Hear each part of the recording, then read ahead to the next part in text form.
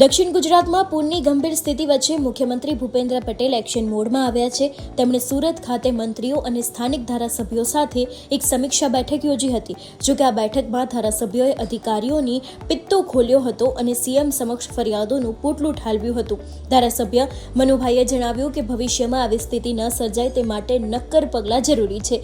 જ્યારે ધારાસભ્ય સંગીતાબેને આક્રોશ વ્યક્ત કરતા કહ્યું કે જવાબદાર અધિકારીઓ સામે કડક પગલાં લેવા જોઈએ. દર વખતે સંકલન સમિતિ ખાડી પૂરની સમસ્યા રજૂ કરવા છતાં અધિકારીઓ સાંભળતા નથી કે જવાબ આપતા નથી. પૂર્વ મંત્રી અને ધારાસભ્ય કુમાર કાનાણીએ પણ તંત્રને આડે હાથે લેતા કહ્યું કે દર વર્ષે ખાડીપુરની સમસ્યા સર્જાય છે, દર વર્ષે મિટિંગો થાય છે, પરંતુ સમસ્યા ઠેર ઠેરની ત્યાં જ રહે છે. બેઠકમાં મંત્રી મુકેશ પટેલે પૂરગ્રસ્તોને તાત્કાલિક કેસ્ટો ચૂકવવા માટે રજૂઆત કરી હતી.